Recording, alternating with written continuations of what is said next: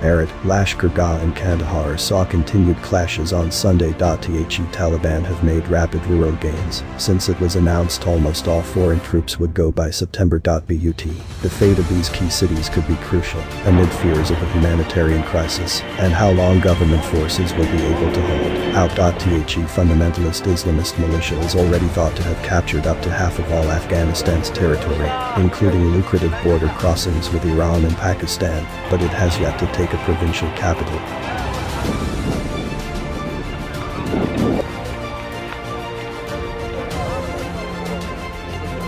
Insurgents were reportedly only a few hundred meters from the governor's office on Saturday, but had been pushed back by nightfall. Afghan and US airstrikes have reportedly targeted Taliban positions, and government forces say they have killed dozens of militants. ONU resident Halim Karimi told, "Neither the Taliban will have mercy on us, nor will the government stop bombing."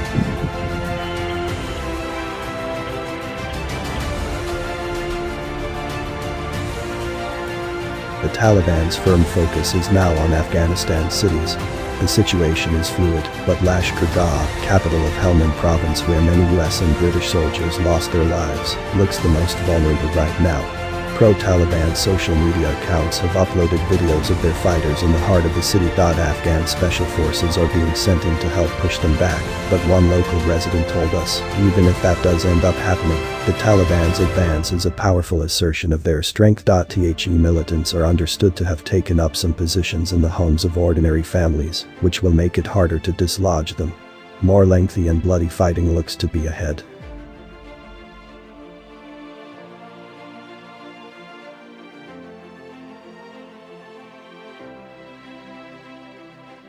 An Afghan security guard was killed on when a United Nations compound came under attack in Herat, officials said, as fighting raged between government forces and the Taliban on the outskirts of the city in western Afghanistan. Violence has surged across the country since early May, when the Taliban launched a sweeping offensive as the US-led foreign forces began a final withdrawal, which is now almost complete.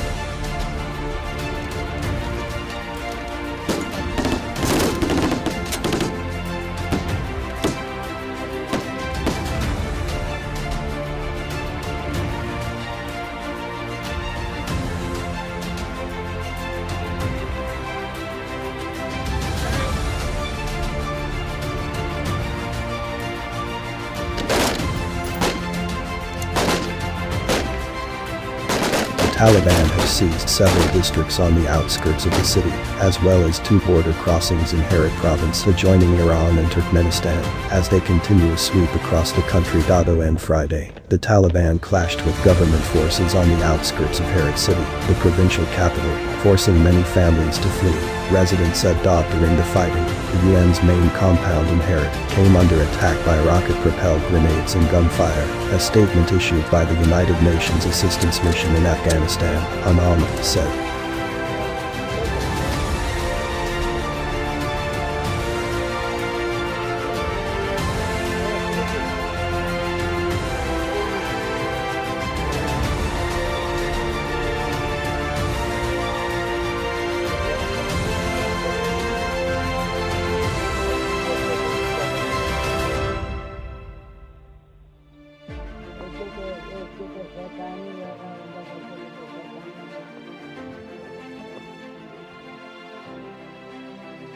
Şapur, zatkana bulan da çok kabaddi bir jagah ki जरूरत संदर है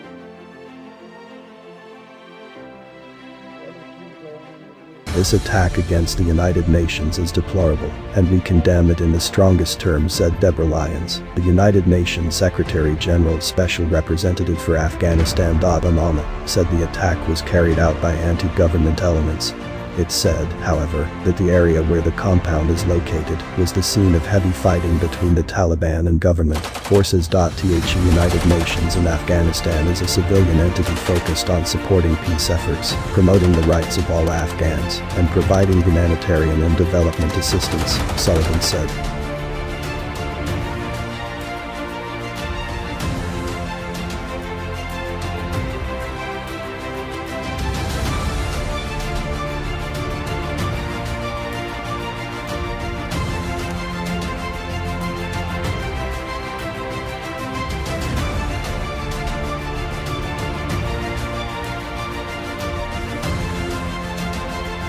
Herat is now effectively under siege, as border crossings to Iran and Turkmenistan had already been seized by the Taliban.